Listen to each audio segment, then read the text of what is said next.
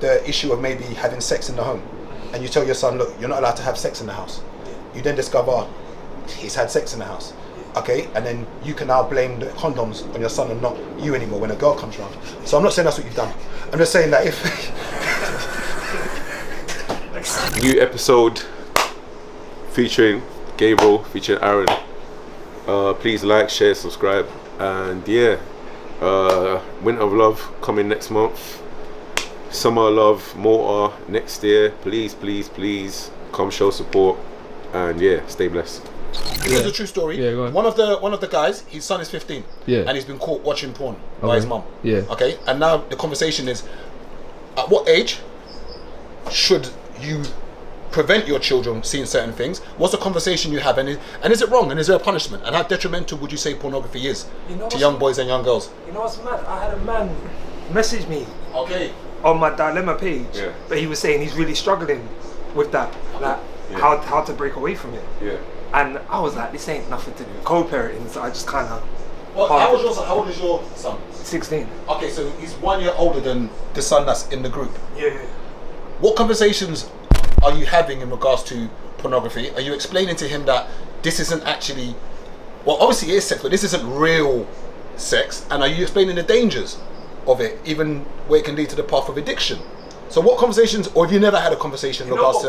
We've had the conversation about sex, and we've had, cause especially when girlfriends started coming into the picture and stuff like that. But I think maybe it's my naivety, there's an element of feeling like he's a certain type of child anyway, so he should know these things. Do you know what I mean? Like, in the sense of, I guess I've just kind of like brushed it off and thought, you know what, the sex talk is the important talk. The porn talk, like, it hasn't really impacted me that heavy. So what age was you when you first ever came You know what it was pornography? As in you watched it by yourself, not where you sort of seeing... So when you're talking about pornography, no magazines, we're just talking purely like whether it's visual. I think in our era, it was maybe like a VCR, like a video cassette. That was the first time I watched porn. It was like, you know, we used to have those video cassettes you put in. Yeah. So what was your first experience of whether it was a magazine or something where you... Magazine was in school. Magazine was like in year 7 or 8. Someone brought in a Playboy. Okay. Someone had access to it, and then like there was like a group of men around him looking. And I think for me it was that when it was visual, it was what's that program? That not Babe Station. It was like some old Television X. Something. It was some old kind of 10-minute preview thing like that. Yeah. That was every man in school. How do you know about the preview? It was every man in school. No, I'm asking you specifically. How did you know about the preview? Couple men in school mentioned it, that everyone used to reset the back of their cable box. You're still absorbing yourself. How did you know about it? Bro, man, they mentioned it in school, then everyone started watching it. It became normal. But not even only that, man, them was passing around the Snoop Doggy Style tape. One man had it on VHS and it went through the whole school. And then he got bagged watching it, funny enough, by my uncle. Like, he was out then, you know, like, you're thinking like, he's gone about his day. I'm in the front room watching it. I heard the door, I was like, hey, I panicked. I swear my heart, he said, right, put back on what you was watching. Yeah. I said, I said, nah. He's like, what was he watching? He said, put it back on. I said, nah. Well, how old was you at that point? I must have been like 12 or 13. This is my point now. So let's say you discover let's say your son lives with you. Yeah. Obviously, I know you're co-parent, but let's say your son predominantly stayed at your house. Yeah. Say he was there 5 days a week. Let's say you discover he's watching pornography, and he's watching it, say, 3 times a week. What conversation do you have with him? And are you telling him off? Is it, son, I don't want you watching pornography. Don't watch this in my house. What is a conversation regarding your son watching porn? Because of the age he is, I don't think there's a conversation where I say I don't want you doing. Yeah. Because I feel like he's at that age where he's gonna kind of do what he wants, whether it's around me anyway. Okay. So it's always kind of like, why are we doing that? Like, let's have a talk about that. Like, or how are you thinking when you're watching that? Do you think girls are actually like this? Do you see what I'm saying? Because I think there's the difficulty. I think what watching too much of that does is it actually numbs you, to reality. Mm-hmm. And then you're getting with women and you're seeing that this is how it should be. Like, if a woman can't do that, then you know what, I need to find someone that can. It removes the whole, I feel anyway, the romance of it all, the whole relationship element of it all, and you're just focused on the act. And I don't think it's healthy. Well, as I said, Too much of it isn't healthy. you know better than I, because your son is that age, so you obviously would know the best way to handle it. But my question is, have you, when you had the conversation with him in regards to sex, what, like, I don't want you to go deep into it, but what was the conversation? Was it basically, son, these are things men and women do. If you discover your son is having sex, let's say for instance your son tells you I'm having sex. I don't know whether he is or not, but let's just say he is having sex. It's fair to say that you can't stop him. Would you agree with that? That we couldn't. No one could stop any of us. He's close to the age I was when I lost my virginity. Yeah, and So- it's fair to say that no one could have stopped you from doing it. No. So there's no punishment you can put in place to stop your son doing that. He's of a legal age. Yeah, so he can. Yeah. So in regards to pornography, I think you need to be 18 to watch pornography, if I'm not mistaken. I think it's 18. Yeah, I know Wes knows. Yes. Wow. You nodded your head. Wow. Because no one was giving any sort of acknowledgement, so I said, yeah. Really, your eyes really died. Alright, cool. Yeah. No, carry on. Now carry on. Listen, get your jokes up on him. You Yeah, don't carry care. on. You saw all those GoPro cameras. If those are those cameras that were here, you would have seen your face. Oh, yes. Yeah. But it's 16 for sexual Intercourse, yeah. Yeah, but 18 for pornography. Yeah. That don't really make sense to me though. Yeah, a lot of these rules that we have don't make sense. But I guess in essence, what you're saying is that you wouldn't tell him off for watching porn. No. So, and if he is watching it 3 times a week, you just kind of just let me know what time, son, so I don't come in your room. I think you know what it is with him as well. We've got that relationship. I'm not saying I'm his friend at all, but I don't shy away from conversations like that. Like, I'm just gonna bring it out. I know a lot of parents will be like, I'm not sure how to have a conversation with him about this. Yo, like, Randomly, are you having sex? Could his girlfriend come to your house when he's there? Can they go in the bedroom together? Yeah. Yeah, but keep doors open, innit? Like, you can come. I don't mind.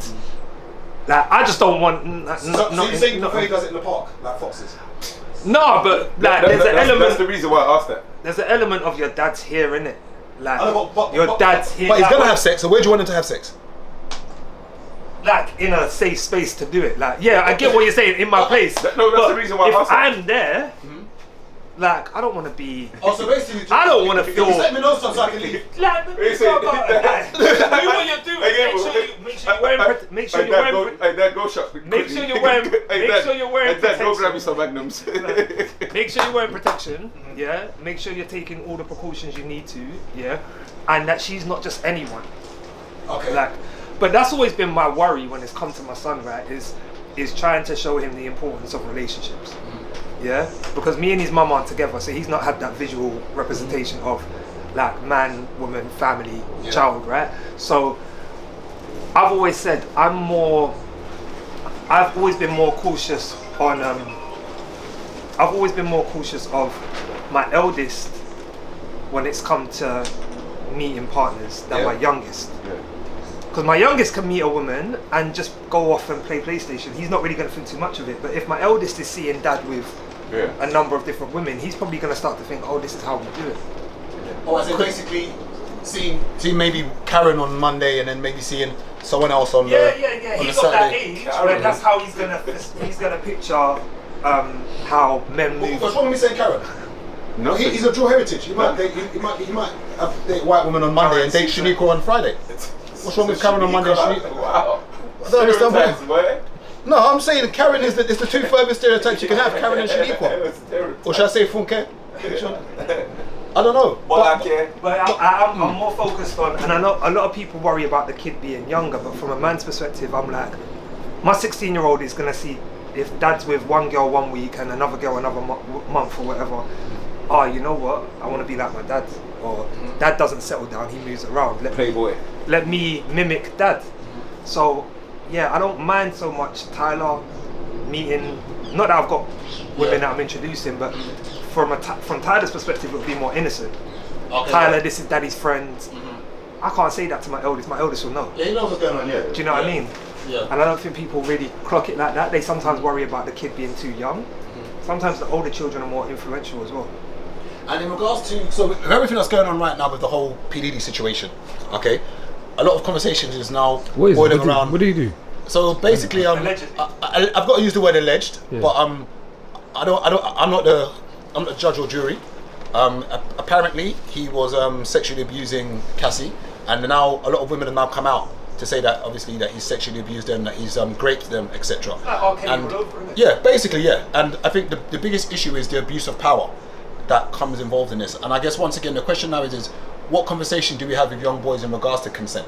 Has there ever been a conversation you've had with your son in regards to what consent is? And even sometimes when I ask young boys, even some grown men don't understand consent. And I guess, how would you explain consent to your son if your son comes to you one day saying, "Dad, you know what, Dad? I did it, Dad," and you're like, "What did you do, son?" "Oh, I did it." Like, what do you mean? Did it, and then you allude to the fact that he did for me, for you. So my question now is, how do you have that conversation with him in regards to what consent is? Because I never had a conversation about consent when growing up. I never had a conversation. Did you? Did anyone ever tell you, you know, if you touch a woman's thigh and she moves it away? Or no one, we never had that conversation. You know, and I remember growing up, you know, seeing the in thing. I don't know whether it's the in thing now, but back in the day in certain sets and communities, guys used to, they call it run trains on girls, which is basically 3 or 4 man. Then there'll be one girl either in the alleyway or in the park or in someone's house, and guys would take turns. You seem to know a lot about that. You seem to know a lot. You seem more versed in the subtle intricacies of trains and how they work. And say 3 or 4 man, that's very specific. So if there's 5, is it still a train? No, it's a locomotive. Okay, alright. Okay, alright, no, that's cool, Harold. No problem. Alright, nice. No, we can do this. No, we can do this. No, that's well done. No, you're gonna be lagging. No, doesn't man. No, but the true conversation is, how do you have that conversation with your son in regards to consent, and what idea do you think your son has about what consent is, and what is consent? Chiz, what do you understand consent to be, Chiz? It's your whole approach, as in your whole approach to sex, where you can't force yourself onto someone. You get what I'm saying? She has to kind of, it's like you're navigating what you want to do with her, but she kind of has to lead what's going to happen, if you get what I mean. I think, well, no, because she needs to get consent from you as well. Consent is a two-way thing, right? I think with us we're a bit more flexy, where well, she's ugly. But what if she's ugly? Because that's not the same. Bro, like, you've been to a club and an ugly girl's touched you and you've moved. Even the other day, that's what we were talking about in a club, where man would just be chilling and girl walk past and grab your things. And you're just like, happened a few times. It's not consensual. Huh? That's not consensual. No, I know, but for us, we're just kind of just like, environments make you feel, you get what I'm saying, like where you might be with a girl chilling and you might not be trying nothing on her, but once she starts touching you, that you kind of just go with the flow and just, you know what I mean? I was reading up, like, you can go to kiss a girl, she can kiss you back. That's still not her giving you consent.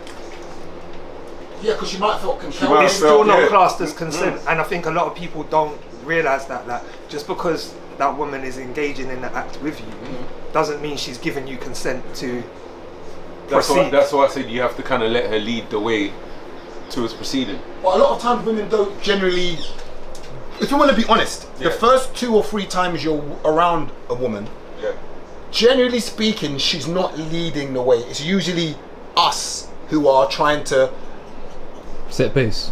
If you want, like, I'm trying to use my words. I've never asked a woman if I can suck breast. I've never said, "Oh, can I suck your breast, please?" I've never said to a woman, "Oh, hi, excuse me. Hey, miss. Hi. Can I do this? Can I do that? Yeah. I've never done that, and I say, not everybody can read the room, because I think the argument is learn how to read the room, but ultimately understanding that no means no, even if her no means yes. Understanding that she said no and moved your hand away. Because there's that element of oh, she's just playing hard to get. Or, Yeah. Do you see what I'm saying? Like, oh, she just moved my hand, but you know what? Let me leave it for 5 minutes and then try again and then try again. Yeah. And then you're now forcing her into a sense of, I feel a bit uncomfortable. I feel like I have to. Yeah. Yeah. And there hasn't been that conversation of, do you want to do you want this? to? And I don't think that's a conversation that isn't really had. Do you want to do this? We just go with the flow and assume she's completely happy. That's like them guys who fly babes abroad, then expect the moment you've paid for a ticket to come link you abroad, that yeah, we're fucking now. From when you said I'm coming round, you know what time it is. Do you see what I'm saying? She must know. She must know what time it is because I've invited her around at 1 o'clock in the morning. I agree. And it's not. It's very dangerous. Rhetoric. It's a very dangerous rhetoric to have because, but I agree with you. So even when you talked about flying a woman over, I would say, even if she's written in a text message, I'm going to do this and do that. Even if she gets into the bedroom and she's butt naked, she's got every right to change her mind at any given point. But I'd always ask and say, please try not to put yourself in that position. You would always ask.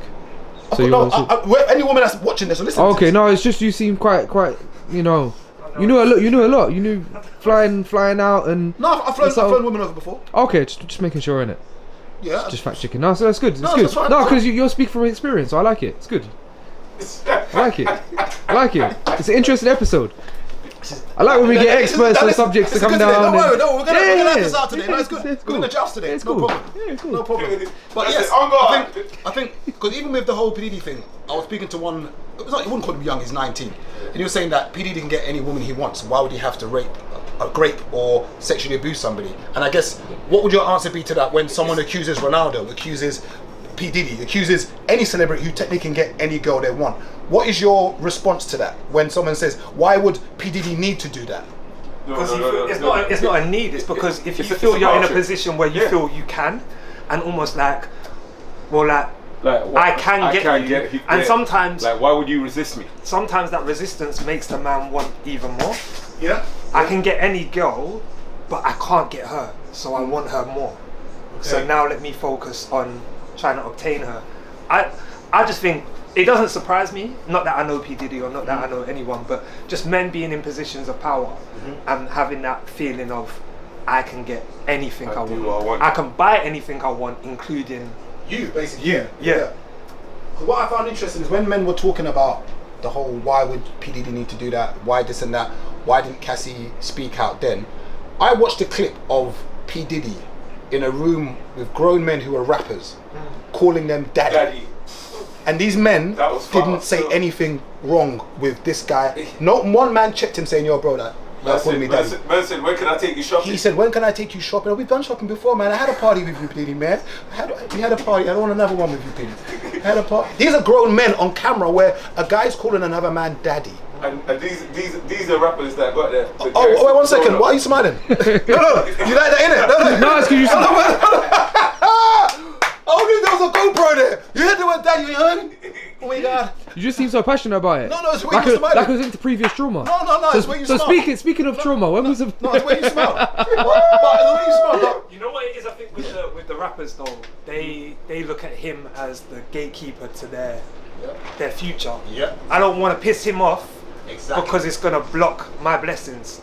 Yeah. And I guess why all these other women, unfortunately, allow it to happen. Because he's in a position of power, and also you have to remember, trying to go against someone with that much money and that much power can affect you in the industry if it goes pear-shaped, because P. Diddy's a big star. And my main thing is, if grown men can sit in a room and hear another man call them daddy, and they've got no problem with it, then let alone a woman like Cassie, what do you want her to do? And it's the abuse of power which bugs me, that sometimes I don't think. Maybe men do see it, but maybe they pretend they don't see it. Because I can understand that P. Diddy could probably get any type of woman he wants. Because when people say P. Diddy can get any woman he wants, no.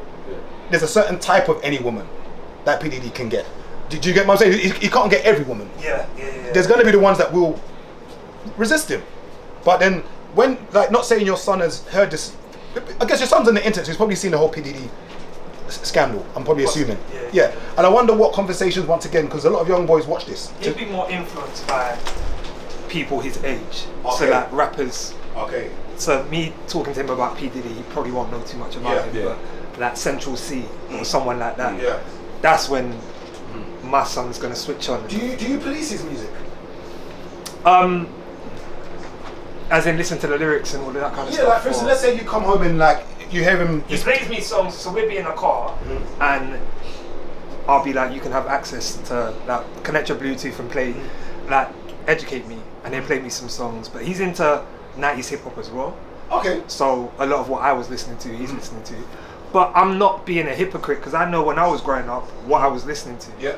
And now I hear it differently to how I heard it back then. Back then, yeah. I was listening to Biggie Smalls.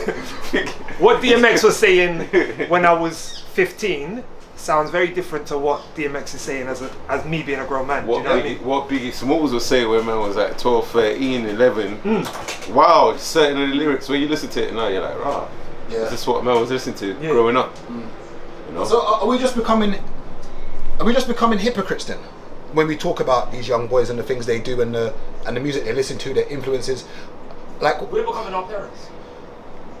in essence, yeah. Yeah, we're becoming our parents because our parents would probably have looked at us and thought, "What is this music? What are you listening?" Like I listen to a lot of the music out now, of the younger generation, and I'm like, "This ain't. There's no substance in this." But I know the older generation were probably listening to some of the stuff I was listening to and feeling exactly the same way.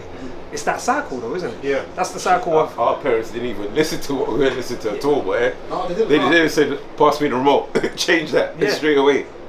My thing is just trying to figure out where one draws the line in regards to, 15, 16, 17-year-old boys who are growing up in a household where, for instance, like I got kicked out when I was younger, for instance, because I was given a curfew at the age of, I think I was 20 or 21, I was given a curfew to be in at midnight.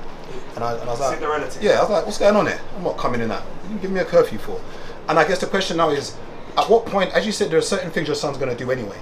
So I guess at what point, where does one draw the line in regards to, okay, son, you're not going to do this. So for instance, let's use the issue of maybe having sex in the home. And you tell your son, look, you're not allowed to have sex in the house. You then discover he's had sex in the house. Okay, and then you can now blame the condoms on your son and not you anymore when a girl comes around. So I'm not saying that's what you've done. I'm just saying that if... extra excuses, man.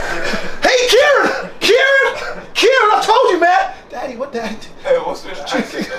What's with that accent? No, but my question is that, let's say... What happens when you go to America too much? Let's say your son is bringing girls home. And you said to him, son, I don't want you bringing girls home. And if a girl comes home, I have to be in the house. But you discover that it's happened more than once, twice, 3 times. It's not a kicking out offence, is it? You don't kick your son out for that, do you? No, I don't kick him out, but I think there's a level of understanding. All right, you're disrespecting me now. That's a conversation we have to have. Let's talk about the disrespect as men. But I've always said this, right? What punishment?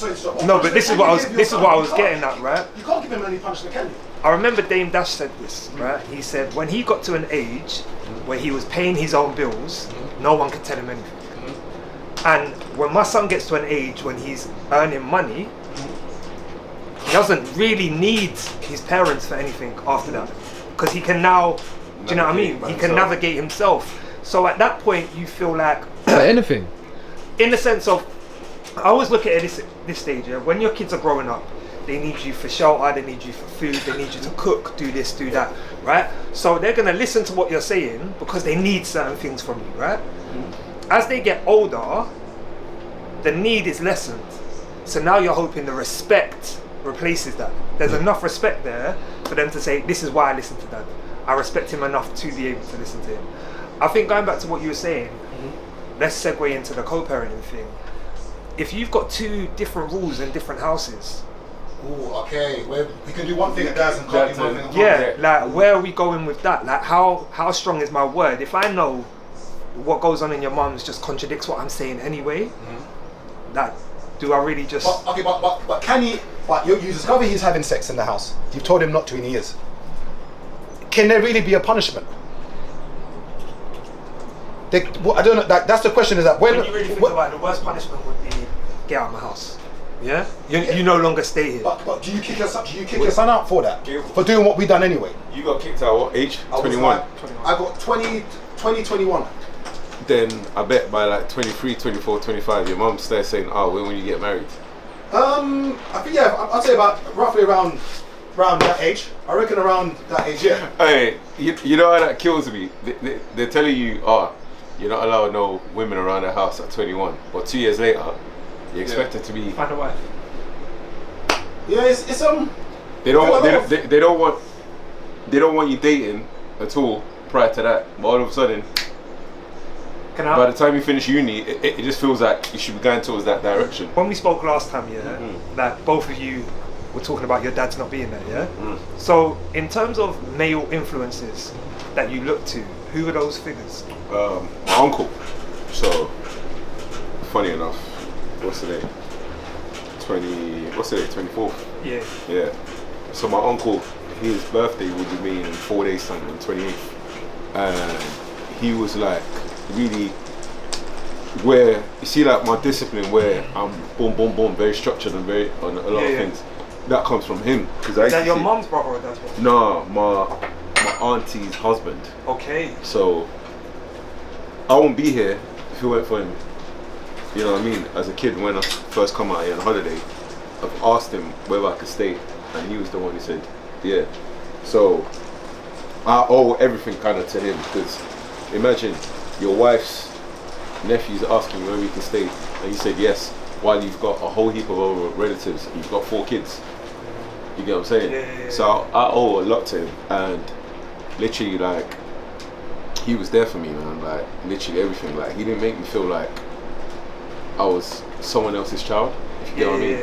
Where even my cousin, a lot of times I say to my cousin that, rah, like, I proper rate you, because imagine as a kid now, you've got your own room, you've got this, then I move here. I'm in your space.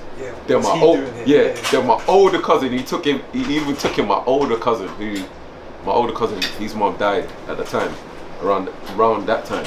He took in my older cousin as well. So 2 of us have moved in, and we've taken up your space. And you're not blood. No. You're not, because that's me and him ain't blood. That's my auntie's husband. No, but that's what I'm saying. So but he proper. And that's the true definition then of, if I marry you, family's family. Family's family. But even so all his blood relatives, I call them my cousins. So I've known them from when I was born. So like, even like, if you see like his blood relatives here, and people like, oh, is that? I'm like, oh, that's my cousin. Cause we've been around since from young. From babies, you get me? So like, even like fast forward, like, he took me on properly, looked after man properly. Like, it's sad though, because every time his birthday now, that's my mom's death day. It's weird, because when my mom passed, I went to my aunt's house on that day. So you know, like when you see all your family there, I thought, it was like, it was gathering around to celebrate. But not realizing it was a negative. It was a negative. But my uncle, he was proper, man. Like, when he died, I kind of felt bad, because imagine, that was his 3rd stroke. So 1st stroke, he's gone to hospital. When he's come out, bro, he's gone straight back to work. 2nd stroke, same thing. 3rd stroke, he was probably in hospital like close to a year, couldn't talk. You get me? Like, you know, like someone just in a bed and you already know what's going to happen, but it's just in your mind. You're just waiting for that day, because you already knew, like, he's a gunner. But like, his discipline was different. You say that was like a father figure? Not proper. Like the grind side of me, I think mostly comes from him.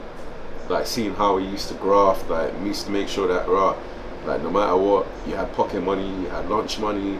You get me? Like, certain times I used to think to myself, like, you see, like now when man's growing up, and I'm thinking, why couldn't I get this? I think to myself, every Christmas he always made sure he bought man a console, bought man clothes. And the thing is, you're looking after 5 of us, bro, and yourself and your wife. Didn't drop the ball. And didn't drop the ball once, you get me? Like, so it's a thing that now, living by myself, when I have certain bills and that, I'm thinking, flipping hell, my man was going through it, and we still, you get me? Like, imagine you've had a stroke, come out of hospital and go back to work. You must have been going through it, and still just that pressure as well. Pressure and just pushing along, and not complaining, bro. Not complaining one bit. about you, Gabe? I think my mum, as mad as it sounds, Why'd you say your mum? because I saw my mum grind, saw my mum hustle. That's what gave me the work ethic. Because I know that my mum did X amount of jobs, didn't rest. My older sister, I have a lot of respect for, because she was like my, obviously you can't replace a dad.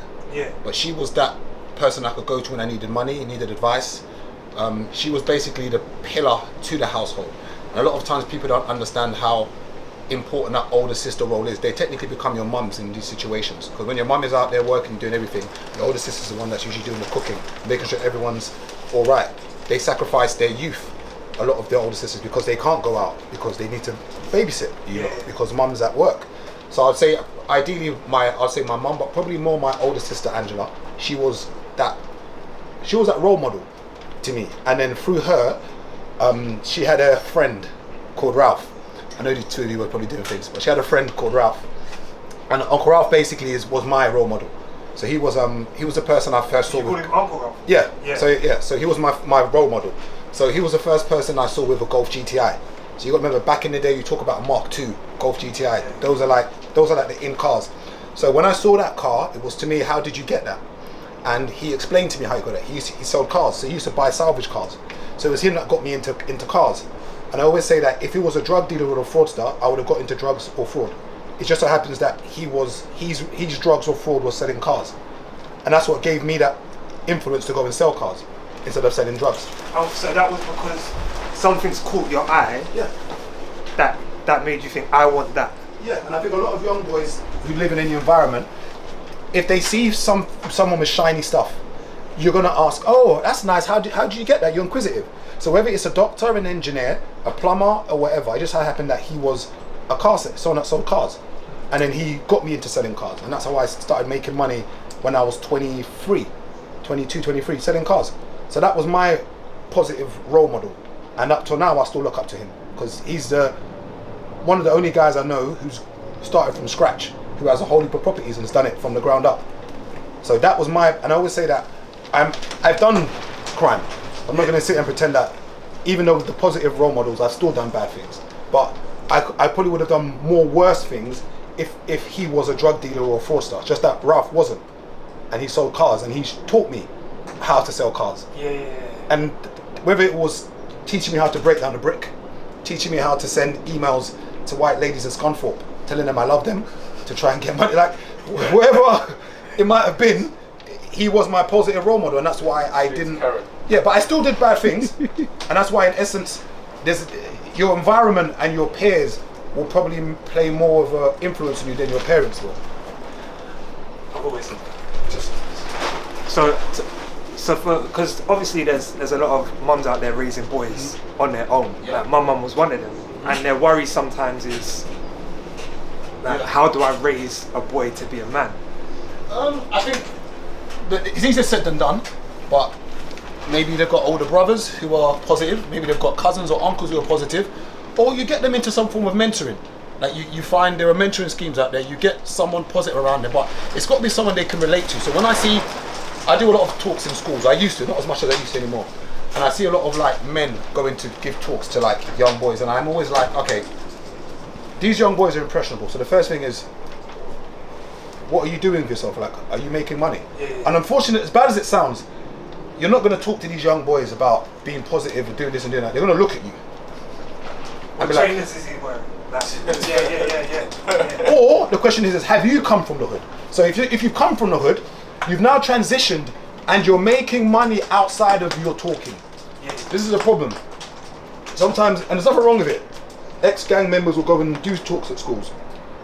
And then sometimes these young boys are asking, oh, so what do you do? What's your business? Oh, this is it. What's that? Oh, talking to us about your past. Oh, okay. I've actually heard that. The kids say that, oh, so you just talk about all the crime you used to do. That's your business. And then one guy was like, I guess it is. and nothing wrong. Yeah, because in their head they're going to interpret it as like, I can do what you're doing, then in a few years, I'll go do what you're doing now. There's nothing wrong with that. But you're not going to, this is my opinion, you're not going to persuade a child to not do crime without presenting them and being representation of the alternative. Like, why should I not do crime? Oh, you shouldn't do crime because look, I've gone to uni, I've done this, I've done that, and look at me now. Okay, why shouldn't I do crime? Well, I did crime, I've come out of prison and now I'm talking to you about it, not to do it. Okay, so what else do you do? And once again, nothing wrong with that. But a lot of these young boys are not stupid. You know what's like? I went into school. I was doing some mentoring in schools as well. Like, so I would do fitness sessions, but incorporate mentoring into it. So we would break up every so often and have certain discussions. And it was always with boys, normally year 9. And I remember telling them about being raised by just my mum, and they started listening even more. And I asked the room. I said, "Hands up, how many people live with both mum and dad?" And hardly anyone put their hand up, but the majority of people that did put their hand up were white children. Okay. Yeah, and it was the first time I think a lot of those boys were able to look at each other and feel like, oh, you don't live with both parents either. Like, they wouldn't have had that conversation otherwise. Growing up, did you know your friends' parents, whether they were together or not together? Did you know what, Daniel's raised by just his mum, his dad's not involved? Did you have any understanding of those? Yeah, all my brothers I knew. All my brothers we didn't have. I think we were the only house where my uncle raised me in it. So we were the only house where you'd see like the mom and dad come out most of the times. But most of the other man them, no. But see what's mad, but you got to remember, this is designed this way. If you live in a council property or live in a council area, generally speaking, all the people who live in, and this is not all of them, but generally speaking, if you live in an estate or a block or in a strip where it's all council houses, generally speaking, you're getting that council property because you don't have the dad around.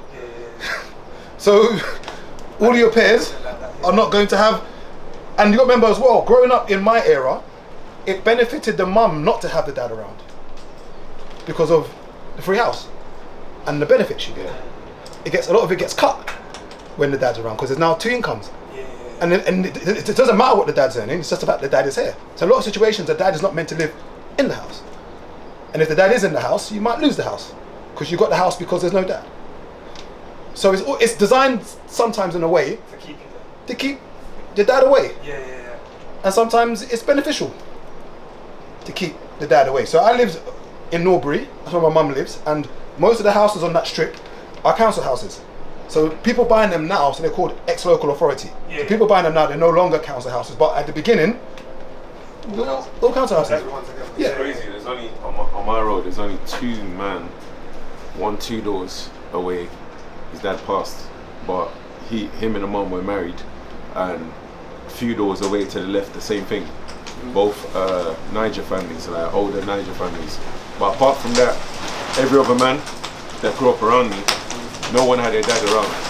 So it's like we all kind of raised each other, if you get what I mean, because we all kind of similar. Because obviously, like my mum wasn't my dad either, so we all kind of knew the same. Who was your older influence though? Even though who was your older? So I know you mentioned your kind of uncle, but separately to that, who was that the guy you looked up to on ends?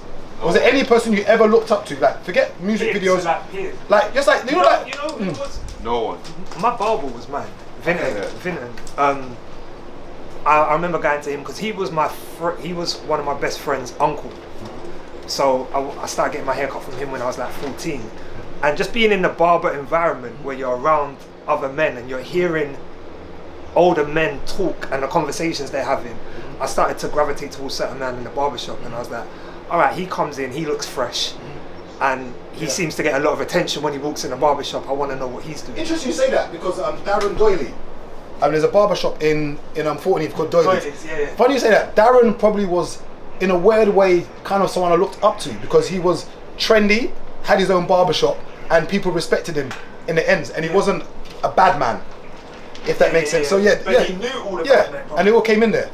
So probably Darren Doyley outside of that situation was probably, and there was obviously roadmen who I kind of in a weird way didn't look up to, but it was more, I don't know if you call it fear or respect they had when they might walk into a rave or walk into somewhere and everyone's kind of like, it was, you know what's weird, I think maybe because I played basketball in it during my growing up time. So when a few of the men them was gravitating towards them guys, I just used to think, fucking idiots. Yeah. That's what used to go through my mind all the time. No, I used to think that all the time. Like, You call him idiot? Huh? That's what's going on. yeah. If you looked up to them, you're a fucking idiot. Yeah. But that's what I used to think all the time. I used to think, right, fucking idiot. So when you ask me, right, any elders in my area that I look to, I used to look at one of them and think, fucking idiot. Because no offense to man them I grew up around and all of that. So basically, what you're saying is anyone who was younger something is a fucking idiot. So anyone who's tiny something is a fucking idiot. Bro. No, put the camera. No. Because we know some rappers who are your friends. And one starts to be young and one starts to tiny. He's trying it. But no, literally, where I grew up, yeah, I remember saying this in an episode anyway before, where a couple older lot who was like maybe like 2-3 years older than me that lived down the road. Them man used to always be in the park smoking all the time. Then I remember like by the time it was like maybe like 15, 16, they're in a madhouse down the road from my house. So where I grew up, 2 roads down was a mental home. A hospital. So it was like probably in my room, the main charger. So I got a wire here with me, but it's not gonna plug into that one. So 2 roads down was a mental hospital. Imagine your mum's house is here, the entrance is there. A couple of the elders used to be walking past with their care workers, past their parents' house, walk past man, and when they get 50 meters down the road, they turn around, oh shit, cheers. So like seeing that growing up, I was just like, right, you man are different. But from young, when they used to be there smoking and trying to pass, I'm like, nah man. Yeah, but remember in that generation, a lot of them man used to sprinkle crack, coke, all of that. It wasn't what you thought you was getting. Yeah. You get what I'm saying? So imagine like a whole bunch of them. He was like 3 years older than us. It was all washed. So when man saying, "Rah, who do you look up to?" All the guys who are older than me, they weren't doing better than me, even though I was a kid. You get what I'm saying? So imagine I got my first job at 16, and even fast forward to today where some of them who grew up in my area, when they see me and they're older than me, they call me big bro.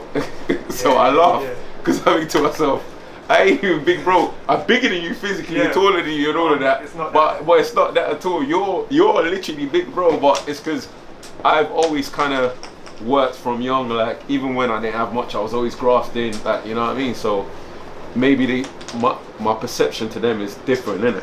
But for me, to them, I just used to look at them and think, right, you fucking idiot. Like, that's what used to run through my brain all the time, because I'm thinking, you man had a parent here, I didn't.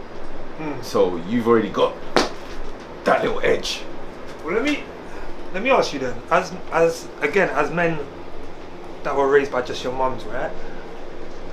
How much do you hold the men in your circle accountable to being good dads? So what I mean by that, if there's a man in your circle that you know isn't doing what he should as a dad, isn't supporting, isn't paying, isn't seeing his kid, you know what's mad, yeah? Do you speak up? You know what's mad, yeah? We don't need to, because the man them we are around always with their kids. Even the ones who don't post them on the socials all the time, they're the ones with the kids doing more of the time. You get me? Like one of the men them, like I saw people trying to chat shit on one blog one time about him and saying, blah blah blah. And I was thinking to myself, right, you know, my man's with his child 4 times a week. Yeah. Like he literally is always doing school runs, always like no. Yeah, like no, she's with me doing like things, holidays and all that, but you just never gonna see it on the socials. You know? Do you think if someone because what I think sometimes is as men we don't always hold each other accountable. Yeah. Certain groups of men, you know what, I don't feel comfortable saying anything to him, I let him get on with it, but that's what I was asking, how comfortable would you be if someone in your circle wasn't doing what they should in pulling them up? I think again in our circle, I think a lot of them would feel uncomfortable to move like that around us, if you get what I mean. They'll feel uncomfortable not to be there, because every other guy in our circle, it's like, bro, they're happy when they're around their kids. Like, you know what I mean? That's their best moments when they're around their kids. And you see it like when they talk about their kids, it's like there's a different level of excitement where me without a child, I'm like, right, boy, I'm missing out on the fun, ain't I? You get me? Like it sounds like fun times. And I know that for me, because I'm a big kid, having a kid's gonna be fun times for me, because I'll get to do stuff I want to do. Like stuff kids like doing, I like doing, where I want to go to trampoline park every weekend. Well, I can't go to trampoline park. But I know if I got a child, it's looking like you'll get to have fun. But it's me too. You get what I'm saying? Do you think it's our place though? Huh? Do you think it's, would you say it would be your place, like, it's not your place to say something? So say for example, it is your place. Of course it is. So if I all of a sudden I'm not paying for my child, like towards my child, I'm not seeing my child. Bro, you're representing all of us. I wouldn't go as far as representing all of us. No, you are. But because people are gonna be like when they see that's your guy, they're gonna think that right. If I get with you, let's say if I get with her, she's gonna think that right. Maybe one day I'm gonna be moving like my man. I think for me, because that's what he's around a whole bunch of guys who treat their kids funny.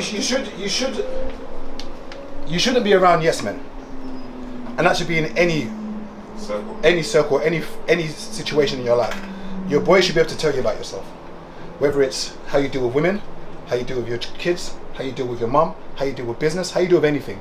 There are people you should be accountable to, and in any circle of that I'm in, guys will tell you about yourself, and your friends should be able to tell you about yourself, and you shouldn't take it to heart.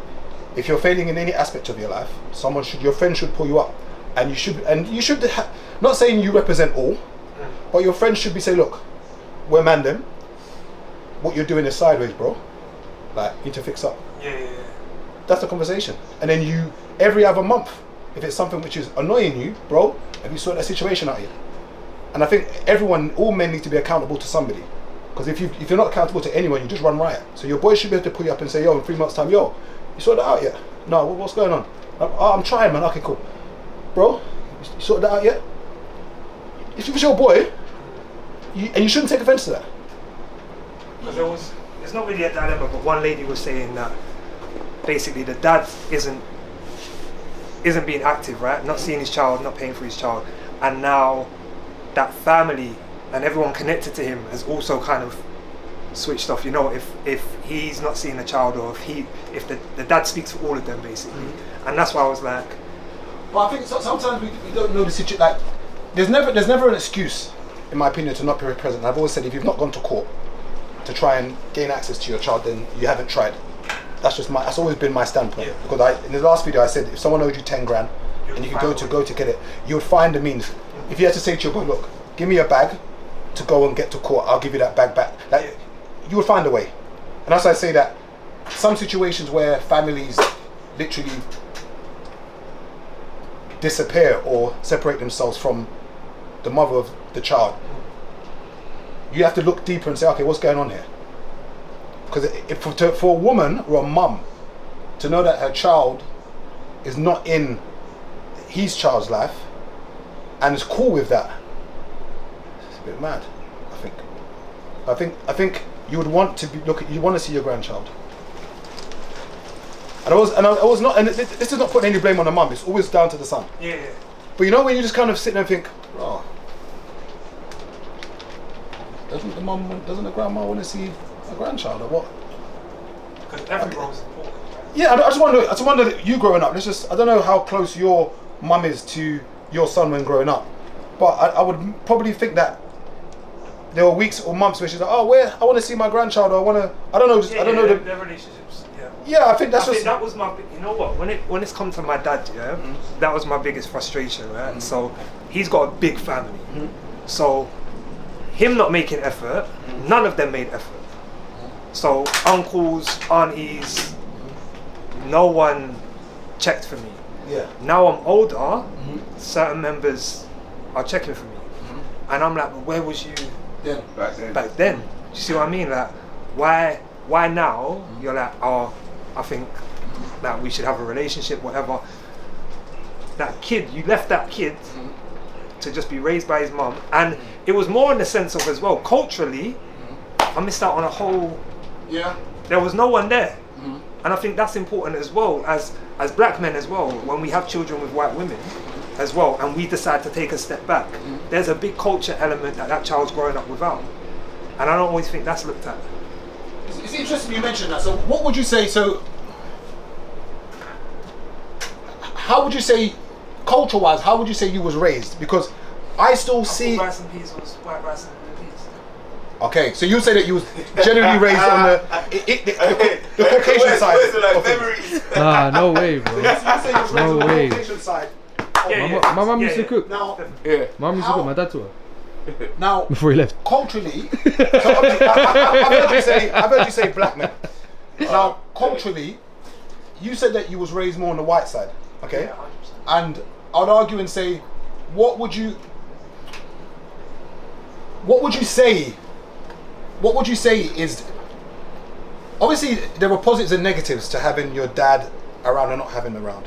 Culturally, if you said rice and peas to you was white rice and green peas, one could argue and say that as much as you've got black in you, Aaron, go get me the peas. culturally, Go get me would the you not go as far as peas. saying culturally you're probably more white than you are, or would you say that doesn't even come into your mind when it comes to how you was raised, that you just see yourself as Aaron, that I didn't miss out on being black? Do you feel you missed out on being whatever black is? No, because you know what? I feel that I got that from other people around me. Does that make sense? I feel like society The looked at me environment. as black, and I feel like my environment, my friends, their families, Schools you went to. schools I went to, and just growing up myself, I was very much, I gravitated towards a certain way of being. Do you know what I mean? But Is it important that how important is it when someone is of dual heritage to ensure then that the other side of their culture It's a is part. being upheld? So I'm assuming your mum tried to. There's limits she can do. There's a limit she can do. She's not Jamaican or Nigerian or whatever. yes, my dad's Jamaican. Yeah. And I think even that in itself, I've never been to Jamaica. Okay, serious. Never been to Jamaica. Okay, is that trauma? Sorry. I think you know what it was. In Why the, not? You're fishing. You're fishing. You put the line out there. Yeah, cool. Jamaica, Wes. Have you been there, Wes? You been there? But like the times that my dad did come around, there'd be certain talk of, I'm gonna take you to Jamaica one day. I'm gonna take you to Jamaica one day, and obviously never happened. I think that's what pissed me off more than a lot of things. You're chatting rubbish. I said you're still at And- home waiting with his I'm still there, suitcase. innit? Like when you're taking me to Jamaica, Dad. Where we going, But I Dad? think that's things like that are trauma because Yeah. people's words to me now, please don't chat rubbish to me. Yeah. Because my tolerance for it is so small, and I would have respected him more. Don't say you're gonna take me to Jamaica. I don't need to hear it. You saying it is for you to feel better, and then not delivering it now affects me. But yeah, I feel like Is it important to have that? Is it important for It's- someone who's of dual heritage, where mum and dad are not together, and let's say you're being raised by a white mum or a white dad, and then, or even say it's a black mum? How important is it for the other side of that culture to be upheld? For instance, you said that it was your friends who kind of taught you. Even what is it to even be black anyway? I think it's more about understanding your roots, right? And understanding like I'm half my dad, half my mum, You say right? you're black, right? I'd say I'm black. Yeah. Yeah. And my question: what is it to be black? And that's a difficult one. Because your son will say he's black, right?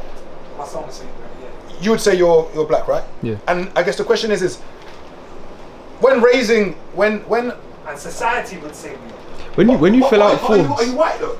when you fill out forms, what do you put? You know when it says like black, but you put I'm up. joking.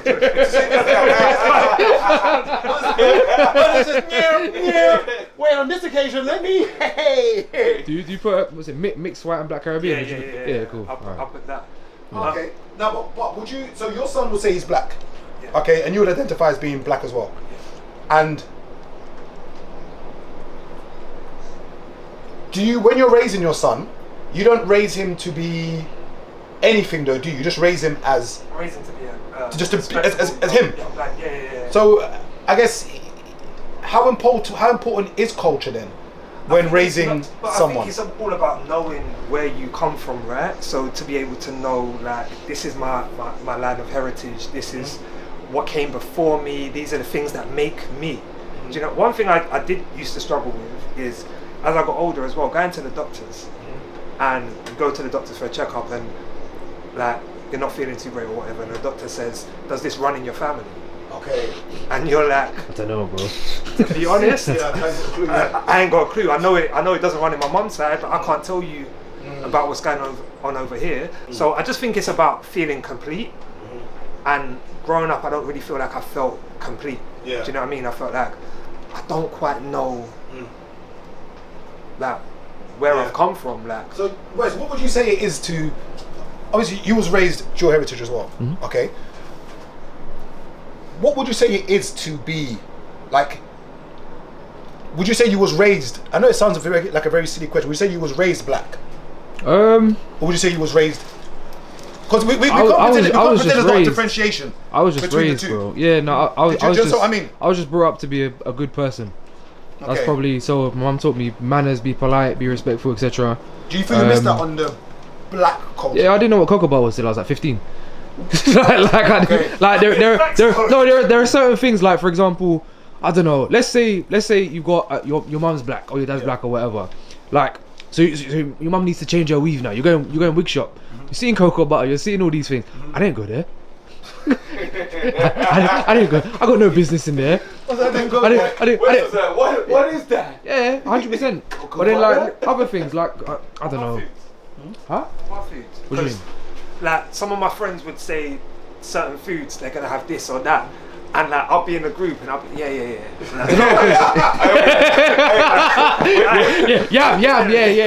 Nah. I don't know what you're talking about. Please don't ask me to When you explain. came here. Jollof. I was probably like 20, bro. But that's not to my culture, because obviously I'm Jamaican. So, but my dad, as I said, my dad taught my mum to cook before he left. So I was. But you know what it is? I had the reason why I guidelines. asked that is because obviously, like where I grew up, all the men them had experienced each other's cultures from young. Where you might just be chilling in my man's yard, and his mum will be like, "Oh, you hungry? Yeah." Then my man will be around yours, and you know what I mean. Yeah, I never had that, man. Ginger cake and custard changed my life. What's it, ginger cake and custard? I'm not even joking. What is this? Ginger cake and custard. music. I remember, but it's little things like that. I just remember I was at my boy's house, and I must have been about 17, 18, and his mum was cooking and whatever, and my boy was like, "Oh, do you want some cake and custard?" Yeah. I'm thinking Sponge cake. Madeira cake. Right, yeah. So I'm like, yeah. Go down there, and it's ginger cake, and I'm like, oh. Yeah. What's that? Like, what's that in it?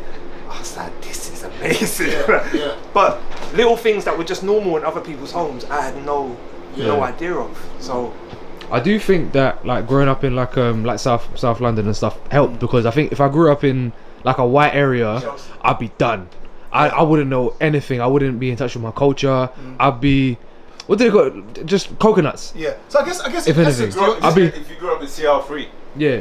I guess in essence your environment taught you about whatever you consider black culture to be. So you still got elements of it outside on the street or in school. Because my dad wasn't around, so like you kind of go looking for things, if that makes sense. Like you go looking for, I don't know, just information. Yeah. What's that? I see a cigarette box on the roof of the house. Cigarette box on the roof. I'll throw some questions. Yeah, go for it, bro. Just so I can get better understanding as well. Have you ever dated a woman with children? Yeah. Yeah. Did you meet the children? Depends on what context. Did she introduce you as this is mommy's boyfriend, or this is No, it was usually just friend. Yeah, it was usually just friend. And I've tried as much as possible to avoid. But when you're around a woman for a lengthy period of time, it's inevitable that you will meet their Was there children. discussions then? Was it planned meeting, or was it kind of like? I think what usually happens is that you're going to the house frequently, and then maybe there's a day when, I don't know, I'm trying to think, how have I've met people's children? I'm trying to think now.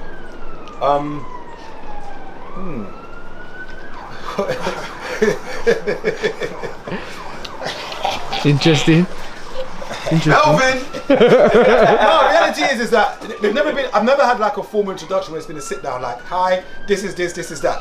It's usually been where maybe you're on FaceTime chatting to her, and then maybe the kid runs into the room and is like, hey mummy, who's that? You're like, hey buddy. Hi. Casual. Yeah, casual, but it's never been like a formal sit down where, you know, we've had knife and fork handkerchiefs, I'm tucking in my finger, hi. And then the kid walks out, oh hi, you're Gabriel, oh my God, nice to meet you. It's never really been that, but I think the biggest issue maybe has been when dating a woman with kids is, once again, not saying you're a bad mother if you have a lot of time, but generally speaking, mums don't really have, and that's how it should be. And that's how it should be for dads too. You shouldn't really have as much free time as, if you're both active, maybe you will get free time because maybe you've got him 3 days and she's got him 4 days, so she can have her 3 days to herself. Yeah. But the usual setup is usually Monday to Friday with mum, and then dad has the kids Saturday, Sunday. And then sometimes even as a man, you might want a weekend day to yourself, which means you only really get to see her maybe 1 day a week. So then you're forced, I don't use the word forced, but you're kind of compelled to see her in the week. Yeah. And sometimes in the week means you might bump into the child. In terms of that though, I feel like people have an idealistic number in their head of you shouldn't meet a child until this point. When you think about meeting someone's child or being introduced to someone's child, is there a time period where you feel meet and not introduced? I know you're saying, I know it sounds like the same thing. Meeting could be, let's say you've gone to pick her up, you dropped her somewhere, and hi, by the way, this is da-da-da-da-da-da. That's not an introduction. Introduction is when you kind of say, you're formally, you tell the child, you're going to meet mummy's friend da-da-da today, and then you come in, and then the kids are in their Sunday outfits, bow tie, waistcoat, like they're going to bartend.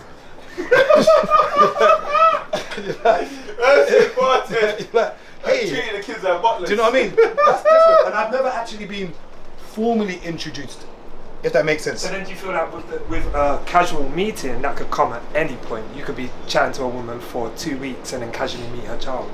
Or do you still feel like there's child within that? And I don't say any time is too soon, because I guess it's a piece of string, but I've never met a woman's child within 2 weeks. It's usually been a case of where most of the time it's been accidental. Yeah.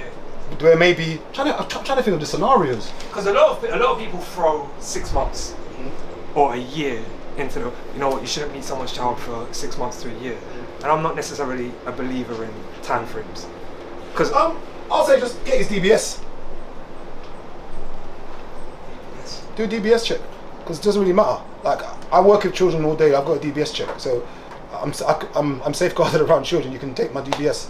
So not that it matters, but the whole point of it is to try and protect the child from obviously not thinking you're a slapper, first of all, and obviously and protecting the child from harm, whether it's physically or sexually. Those are the main reasons why you don't want to see many women around. That's what happens in my comments a lot. Men will say, "No, but you're putting my child at risk. Anyone could be around my child. This man could be a pervert. This man could be this." He has a point, but he's just saying it. You and I, we both know that's not the main reason. Yeah, he just doesn't want her back. He has a point, but yeah. He's just saying it to say it. Yeah, he's saying it just to use that as the angle. Yeah. Most guys, in my opinion, I know they're not. That's not the reason why. They just don't want. I don't want your back getting blown out. Yeah. Some is for safeguarding. Some is for safeguarding. I'm not going to pretend to say some men are not thinking who's around my daughter or my son. But the reality is you don't want someone in the house. And to be fair, if you want to be honest, should we be in the house doing for me, for you, when the children's in the bedroom? I leave that as a cliffhanger. I'm not answering that one. Do you feel the child's dad? Do you feel the child's dad should have any say? In what? Hey, the way Wes is just chewing that chewing gum.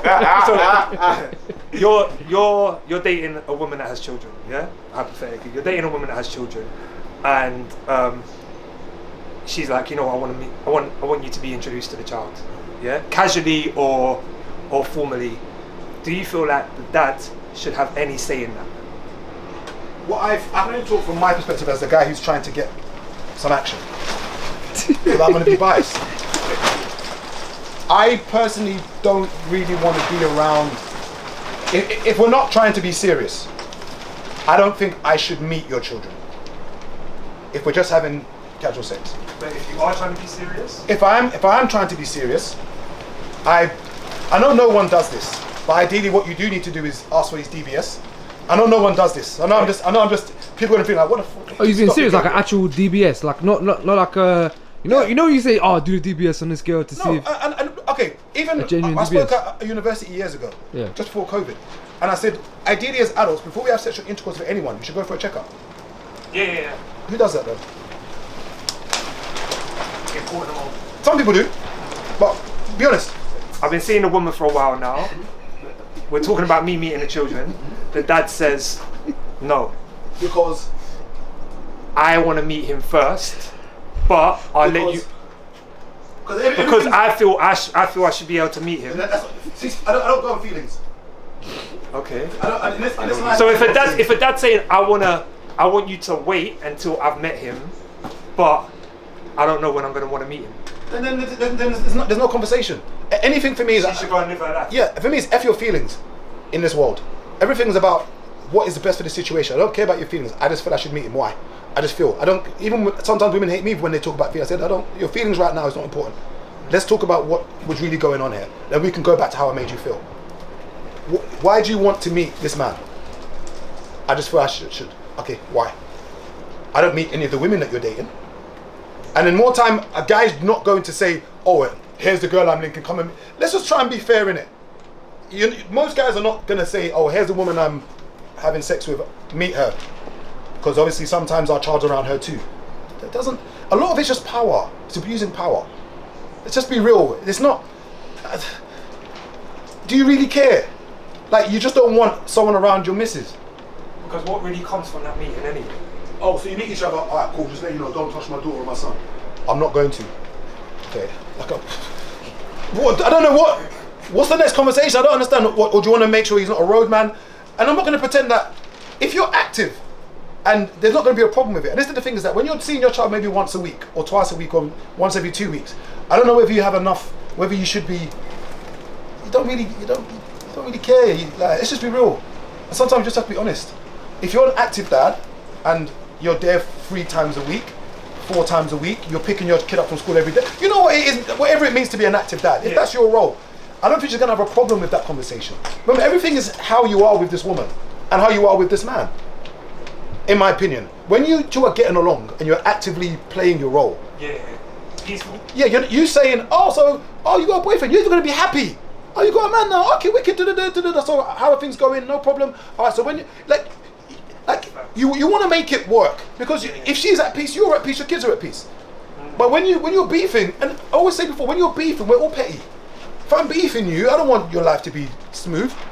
I'm gonna cancel when it's time for me to pick him up, just to make things a bit harder for you.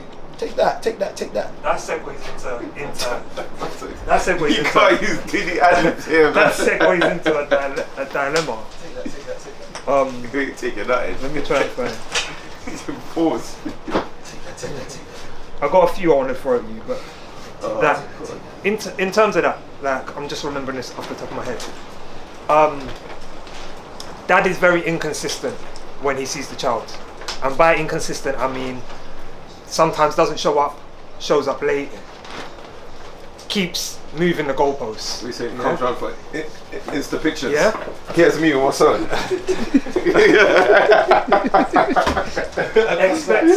expects the mum to work around him, even when he's had the children and he's meant to drop them back at 7. Sometimes calls at 5 and says, I'm on my way, make sure you're back. Yeah? When a person's being that difficult, do you feel if the mum says, I'm not allowing you to continue to do this, as a negative? In the sense of if she says, I'm not playing by your rules no more, you either stick to the times or don't see the children.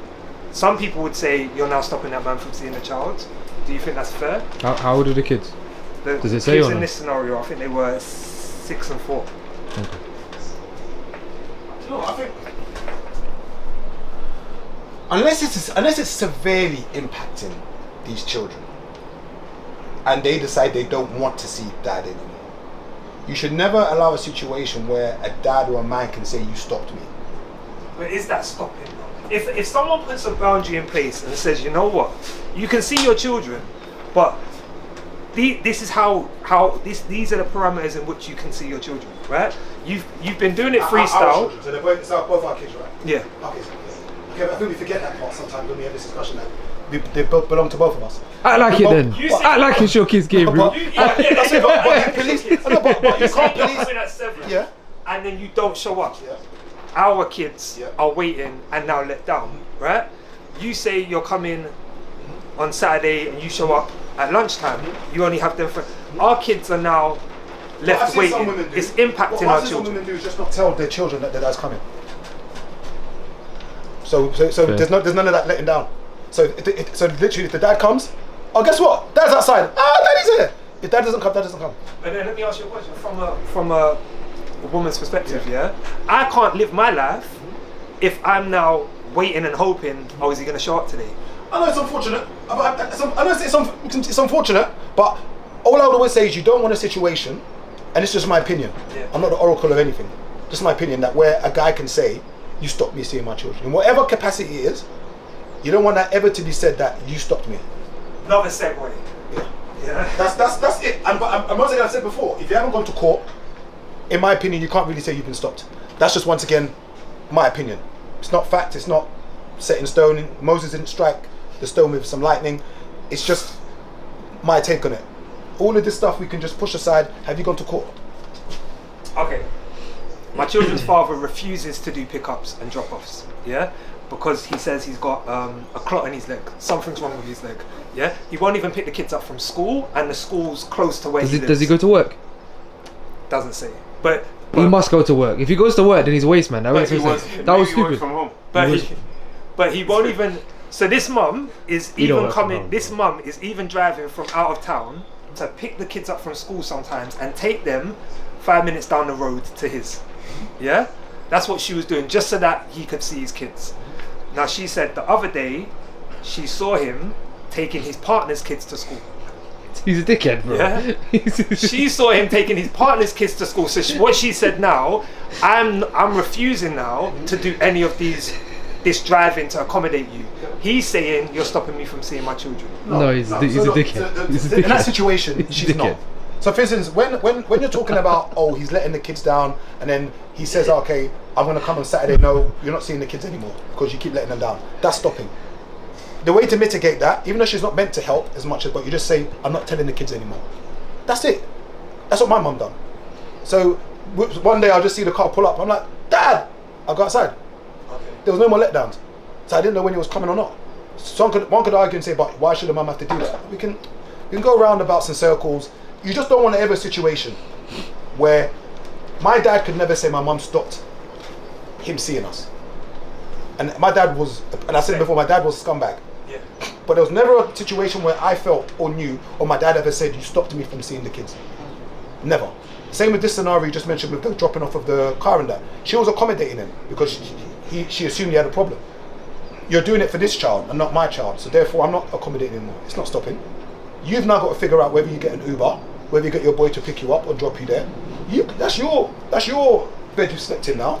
So even if he's saying I can't get to you, yeah, I need you to do the because there's people out there that will accommodate to the point of I'm having to do pickups, I'm having to do drop-offs. I don't want to do that no more, but I don't want to be classed as stopping him from seeing his children. Stopping is when you say you cannot. You no longer have in your car, and I live in Brixton and you live in Enfield, and I used to basically drop the kid halfway for you, and I say I can't do that anymore. Are you stopping me from seeing the kid? No, come and get the kid. It's true, Like, bro. you got that. It's true, bro. Like, you got to remember, once again, everything is a relationship. See, everything with all these scenarios. It's all about the relationship you have with her. The solution him. is the same. If the two of you get on, you're going to bend for each other because you get on. If you don't get on, I'm not helping you. And the same way, like, say the washing machine's broken in someone's yard and it's not working. If you and her get on and you can afford it, you'll fix the washing machine. Come, my kids are there. I feel like he knows all these dynamics. No, but it's another Like dynamic. bending, apparently. Wow. Wow. Right. Right. Wow. It was you that said it. So Man, fuck her. basically, every weekend, the children go to the dads from school, right? And the mum's saying on the Sunday they come back pure dirty clothes. Yeah, school uniforms dirty, football kits are dirty and whatever, and she's expected to now wash this. Everything then. Yeah, And what she said to him is, can you wash the clothes, the school uniforms, so that when they come back late on Sunday, I can simply iron them and they're ready. He's suggesting that instead of doing that, they go to the mums on the Friday, take off the school clothes. She then has the school clothes from early. He's a dickhead. He could just put it in the washing machine. It's not It's simple. It's not that hard. But something like that, she's saying, am I wrong for wanting this, and basically saying this is what he needs to do?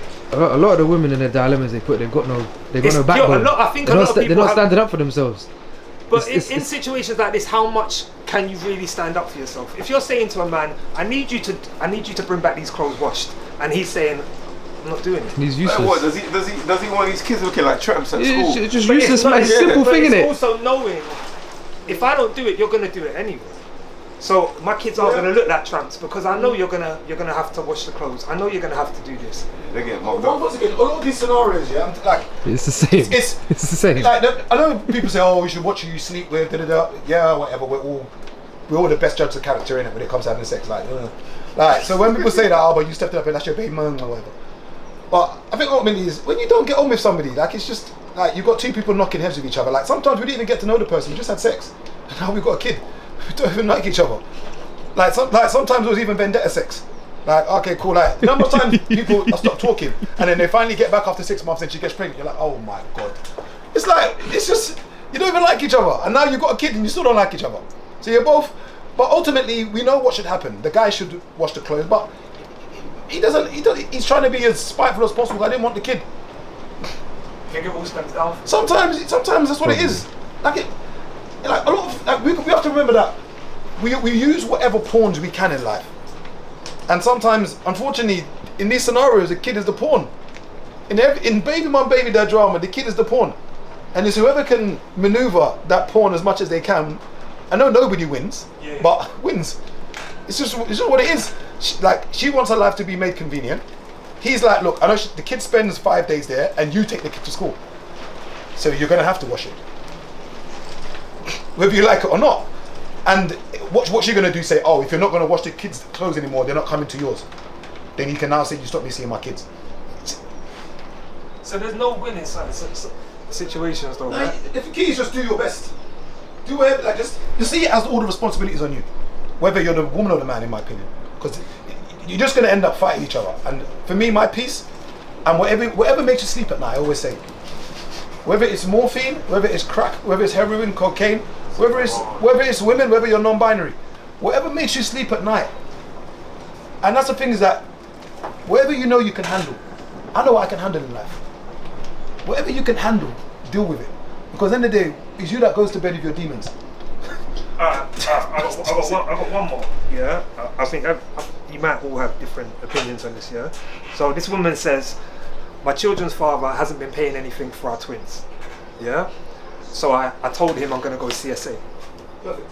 He's now paying $350 a month, right, for the two twins. 350 or £3.50. Alright, just make $350 a month. So my dad paid £3, so. She's saying he doesn't have the £3 a month. £3 a month. She's saying he doesn't have. I couldn't even get Morley's. That's more than what my mum got. That's more than what my mum got. That nigga didn't like you. She's saying he doesn't have the children outside of every other weekend, doesn't help with extra activities, and she's spending a lot of money on the kids doing certain activities. She's also said he's got a good job, so she knows if she was to go to the CSA, she'd get a lot more than what he's currently giving her.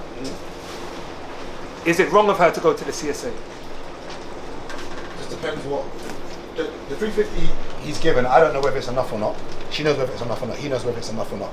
And my biggest thing is that if he's having those kids 3 days a week, then no, every other weekend. Every other weekend. I think if she feels she can get more and she needs the more, go ahead. I don't think there's anything. See, with this right and wrong thing is whatever you if the government says you're entitled to more and there's a system in place that you can get more. As bad as it sounds, go and get it. Go and get what's yours. It's going to sever your relationship with him. So just bear in mind that it's going to probably make things worse. And if you're happy with that, then fire away and get your 5, 6, 7 bills a month, if that's what you feel you're entitled to. But just know that it's likely to damage the relationship you're going to have with with him. But it's damaged anyway if he's only seeing them every 2 weeks. So what's it going to be every month now? Oh, hey, sad times. 26 times a year. But that's the like whatever you're entitled to. If you owe me money, and I keep saying it, and I can go to some system to get my money from you, and we're friends, and it's going to ruin our friendship. I keep asking you for it. Why did you take me to court? Reggie, I went to Citizen Advice Bureau because you wouldn't give me my peas. It's like it sounds bad to use a system, but in the same way, if you're not letting someone see their child and they take you to court, you can't complain and say, oh, why did you take me to court? What am I going to court for? I told you I want to see my kid 3 times a week. You said no. When you speak like that, it simplifies the whole thing. And I get it. There's a system in place. Use the system. Let's not complicate it, Whatever right? makes you sleep. Oh, see what it is, yeah? When these scenarios, the two of you just don't get on. You're doing Montague and Capulets. You're doing of Mice and Men. You're doing of Lord of the Flies. You don't get on. And that's the bottom line. Is the moment two people don't get on, you're both gonna do as much as you can to inconvenience the person, and the kid is the pawn. And that's why sometimes I say it's better sometimes that the mum and dad are just not around each other. Can you just let me raise the kid by myself? Whether it's the guy does it by himself or she does. Because sometimes it's not working. And I would say that in my scenario, it was better that my dad wasn't around. Because it was a lot more peaceful. My mum had a sound mind. Like it's bad as it sounds, but when the two of you are doing tit for tat and petty, and I can't really talk from seeing it as a child. Did you know, you said there your mum had a sound mind? Yeah. Is that as a man reflecting, seeing that, or could you tell? No, my mum's brain was still all over the place because you're raising 5 kids. So Yeah. she had a sounder mind. Okay. Does that make sense? So she doesn't have that extra thing to conflict with. Yeah. It's the same way if I'm dating a woman who's got a kid and the dad's not around, I don't have that extra thing to conflict with. I can now just do what I need to do.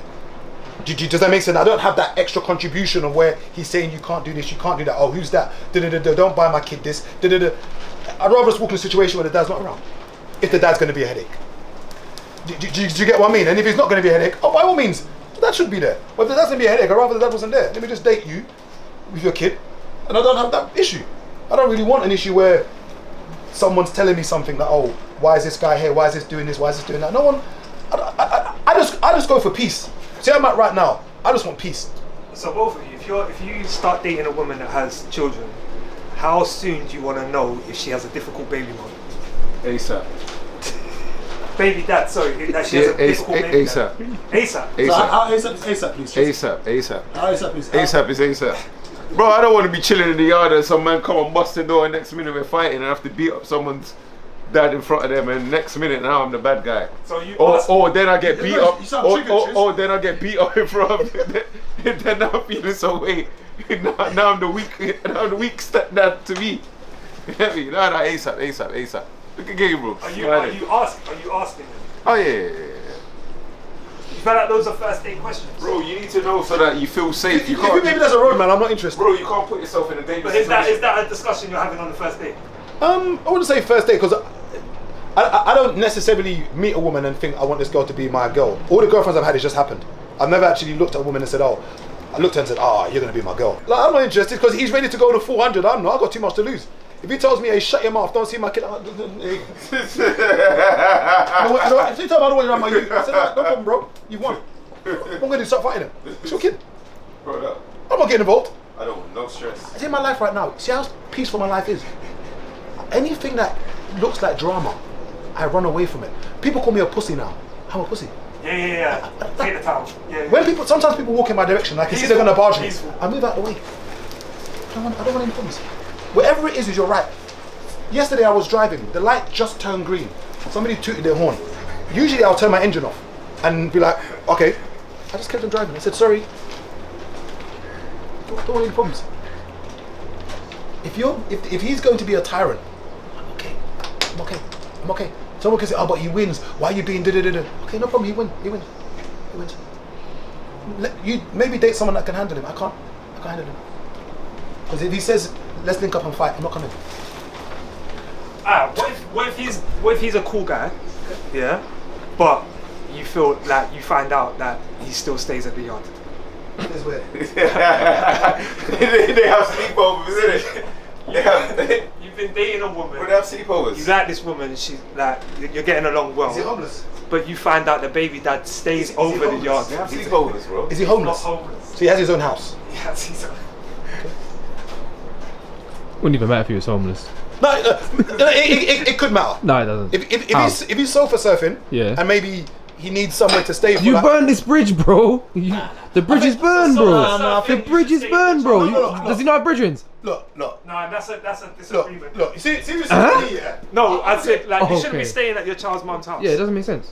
So wait, okay, but see what's funny is this: if you flip it the other way around, Yeah. yeah, and let's say I know you're going to say, oh, but the child's involved. Let's say it's a guy, and let's say for some reason she's been evicted, and she needs somewhere to stay with the kids. I would say that's completely different. But Go on. that's because I view men and women differently. No, but do you see my like? I see your point. If But I'm an as a active man, dad and something's gone wrong where I need somewhere to stay for a bit, and I'm an active dad and we get on, nah, why can I not go and stay? Why can't Why I are you stay? turning to your child's mum? Wouldn't there be other? Would that be your first like protocol? Well, You know what, let's my child's say mum. unless I have tried, let's say I've looked at the other situations, and it doesn't make sense, and this makes sense. Like sometimes I think because maybe we shouldn't always look at toxic environments. I know generally it looks like these situations are usually toxic, Yeah. but some situations are actually pleasant. So that's Where- so as the boyfriend. So what I'm saying is, as the boyfriend, you'll be okay. girlfriend, no. That's That's just me. I get what you're saying. That's just. But Yeah. you got to remember that not all situations. He's got to stay in his car. If you want to know where to stay, So your girlfriend comes to you and says, "My child's dad's been kicked out." Yeah. Yeah. No, not my girlfriend. Though. He's So that's not the scenario. But I'm not going to sit here and pretend and say if he needs somewhere to stay, and the two of you get on, and there is there's a room, or there's maybe the son's got a big double room with a double bed, and maybe he needs somewhere to crash out for a couple of days or a week to sort his situation out. It's like a friend, right? Like sometimes we act like we're not human. Like No. there's always beef. he's cool. You got 24 hours, man. No, but you're saying that. If If you're in a relationship. If that, bro. But remember, Let's let's be say real. she's single. Let's be real, Everyone's bro. gonna turn on the camera in the yard. Let's be real. Why are you walking into a room? I think I'm talking from a situation where I'm talking from a humanity point of view. Yeah. Whether you're going to understand that as the boyfriend are two different things, you're never going to understand that as the Yeah. boyfriend. You're never. Or you might even say as a boyfriend, alright, cool, let him stay there, you come and stay with me. Yeah. That might be the, Let's work around that's work it. around it. That might be Yeah. the remedy and say, alright, cool, he's having issues. Maybe you might even know him. Because maybe you've met him and you're cool with him. Yeah. You might say, oh, you know what, cool, he's going for a rough patch, let him stay in the yard, you come and stay with me. Yeah. So but this isn't a loving scenario where everyone gets on. Yeah. This is utopia. Okay. This is not really going to happen. But I'm saying if everyone gets on, let him go and stay in the yard for a week, just while this is going on. You come and stay with me, babes. But then, do you think from a single person's perspective, right, as a man interested in a woman, if you find out that she has a good relationship with her child's father to the point where he stays over sometimes, that would put you off from pursuing that woman? I think, but my thing is, everything to me is why. Because you remember, let's say for instance, there's 2 kids, he's got 3 kids for her, and let's say for instance he's in a rough patch and he's maybe just sharing a room, maybe he's just renting a room. Yeah. So therefore, there is nowhere for him to spend 2 days with his kid. My thing is that if this is your partner, and as I said, I don't know about all this parent stuff, Yeah. but if it's your partner, what I would assume would happen is that let him go and spend the night there. You come and spend with me. If the scenario is because he hasn't got the space to facilitate 3 children, those weekends, babes, come get children on the weekend. Stay at mine. He's in the yard. Yeah. There's no reason for the 2 of you to be together. Why is she in the house? Why is the sleepover happening? Come to mine. If we're in a relationship where we're really together, isn't that the adult thing to do? Let him stay in the yard Saturday to Sunday because he's only renting a room. Yeah. You come to mine for the Saturday and Sunday, Work around it. and then Monday comes, you go back to the yard, he goes about his business. Because there's people that are married, get divorced, but still stay together. Yeah, Well, we know what that is though. As in, have to. They're That's both. because it's cheaper to stay together. And because of the mortgage. That's usually why it is, because 2 of you are on the title and you don't want to sell the property yet. And I'm not moving, and you're not moving. We're both being petty. If me and you both own a yard and we fall out in general, I'm not moving out. Are you moving out? I'm not moving. I'm not going anywhere. We're both staying there. You know what's mad, yeah? I'm not going anywhere. Years ago, yeah, I was talking to someone, yeah, and they were in that. She was in that scenario where Still living with her. her and a man had to share the same house. So yeah, I can't do this. I'm not going anywhere, but I get it. Dude, both owners in the yard, not innit? anywhere. So, I'm not going anywhere, but remember, and there's no way I was going there to visit either. sometimes situations are just what it is. And I think my mindset's changed with a lot of things, how I think about things now. I'm not as judgmental. I'm very blasé. And my things, whatever makes you, my whole mantra now is whatever makes you sleep at night. However makes you sleep, whatever, because no one cares. We're talking about what's happening in Palestine, in Israel. We all sit here pretending that we care. Have you gone to send aid over? Have you, like, you're sad. You look at it and you're sad. You put the phone down. You're hooping. Is that how you shoot your jump shot? One foot playing there, one foot there. Your form is off, my guy. And that's the thing about that. All these things, the world is effed, and everyone's going to put their best interests at heart. Everyone puts their best foot forward, and everyone should put their best interests at heart because you only have you left. What's today? Friday. That's where they say they're taking a 4-day break, innit? What's that? Oh, you're having a little hiatus from bombing. We're gonna stop for a bit. Black Friday. Hey man, it's Black Friday, man. Have some fun, man. Some sales. Like yeah, man. We're gonna stop for a bit, like bro. The world is we're gonna hold fucked. down for a bit. But it's fucked, man. And I think the quicker we just accept that the world is fucked. Like same with these scenarios, we're all fucked. We're all hurting. I think that's why I just wanted to end it on that. Like you said, your mum got £3 A month, yeah. a month. £3 a month. A month. Bro, what can you buy at £3 a month? Nothing! Huh? Nothing, Free bro! packets of Haribo's. Can't go nowhere, can't do nothing. Your dad wanted you to stretch Nothing, 3 bro. packets of Haribo's for And the month. I was just like, my mum got. That guy hates Bro, you. nothing, My mum, bro. hates you. my mum got nothing. He's got money as well. Huh? He's got money as That's well. the worst part. So Yeah. even when my dad would give me money, like randomly see me give Have me you started tackling £10, him? Bro, I wish. I would feel like, "But you're not giving mum anything." Yeah. But in terms of that, as men now, do you feel Wes's dad's friends should have got on him about that? Do you see what I'm saying? This is where I talk about us being accountable. Because I'm always thinking, I got uncles that said nothing. and this is the They all hate you. this is the problem. This is the Let's be problem real. I'm talking about. What like, did you do to them? Brother, where I was don't there? know. Where was the accountability in your dad's circle to say, you know they're what? all the same. They're all the bro. same. They're all the think same. they're all the same? They're Birds of a all the feather. same, Did they flock bro. together? They're all the same. man flock together. They're all the. So like you were saying, that, them man. Or not, conversations have been had though. Sometimes you don't know. the Conversations have been had. conversation- No. I'm just saying. Sometimes you don't know. What's that? I know. I'm just saying. Sometimes you don't know. And I don't even ultimately, talk. You at least got £3, boy. The last gift I got was in 1991. It was worth more than what the £12 or however much I got. Yeah. Yeah. I reckon it was still. There you go. Yeah. because Chiz was saying that Yeah. your group of friends aren't like that. Nah, those were the kids, bro. But this is what I'm saying. Yeah. So do you think it is like if one's like that, Even his bare- group of even- friends tend to be Even like bare that? times you might phone a man and say, oh yeah, so and so's on this weekend. Man will be like, oh, I can't make it. You're like, oh, you got a little one, yeah, cool. Keep it moving. You get me? They'll be like, no, I'm doing something with my daughter. yeah, I think it's just people. And I'm going back to the same thing. Accountability always falls on the two parents. You can always chime in because there's certain things that some women are doing and their friends are probably saying that's a bit rough, it's a bit mad, Yeah. but she still does it anyway. Because sometimes a lot of these conversations are usually based around the guy being the protagonist. When sometimes we need to understand that both parties have their part to play. You know, sometimes a woman is being a bit of a tyrant, so the dad is like, you can't keep taking me for a dickhead, innit? So he then starts saying, look, I'm moving like this now, and then maybe that affects the child. And people always say, oh, all that matters is the child. Always think about the child. When you're outside of the situation, we always give the best advice. Everyone that's not in the scenario always gives the best advice. Until when you're in it, and you're the one having to deal with it. Like I always say, I'm not no saint. I sound like I might give good advice, but when I'm in it, it's a whole different. It's a whole different game. I realise with a lot of the men as well, yeah, they're kind of lucky where, let's say like a lot of my brothers who got kids, their siblings, their moms, their whole family kind of gets involved. If you get what I mean, where you it might be your week this week, yeah, but you've got something to do, and then your brother will be like, you know what? Let me take little one. Yeah. It's for a this. collective Yeah, effort. it's a collective effort. So it's made things easier for them. Whereas I reckon back in our day, your issue was your So and the your rest of dad's the family weren't getting involved. Your dad's side of the family, did they? I told you they hate him, They must do, bro. bro. They hate him. I basically don't exist. Similar to That's your what I'm situation. telling you. They hate him So, to this day, Essentially. till this day. you got siblings Yeah. on that side. I got a lot of siblings. I got a lot of cousins.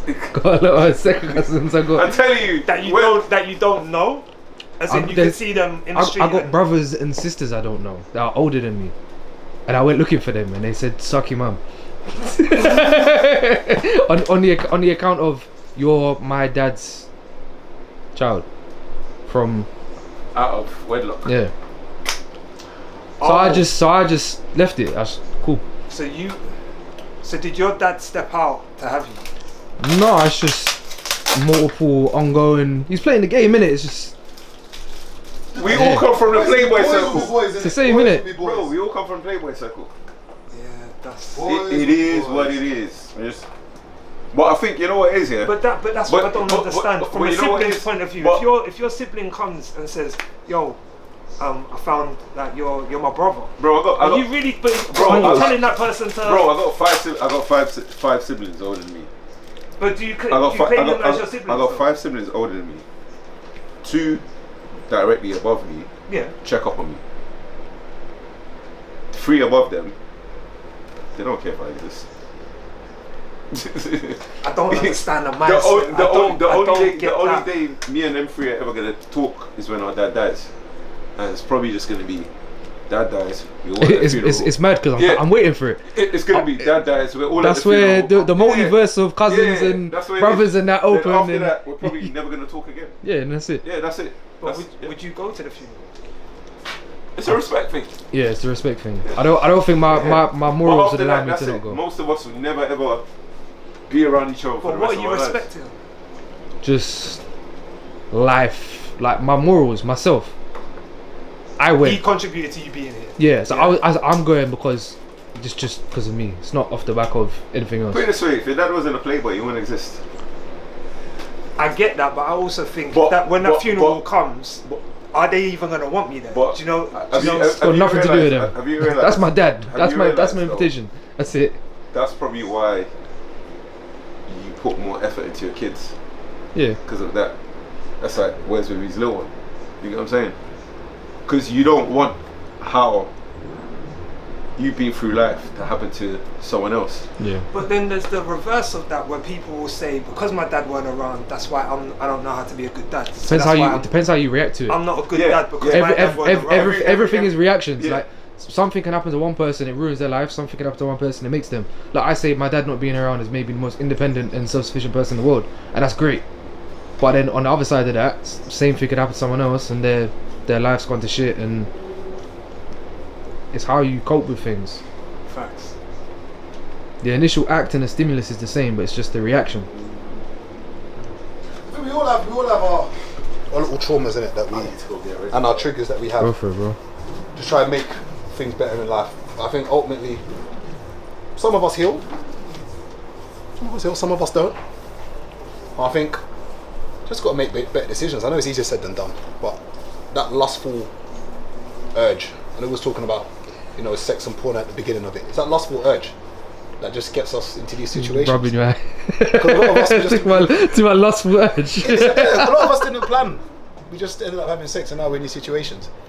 I'm not saying that boyfriend and girlfriend situations don't lead to drama, but I think probably a lot of these dramas we're having, we were just having sex, and the kid came out. Hope you like this episode. More to come. Sorry we took a 2-week break. Gabriel's away.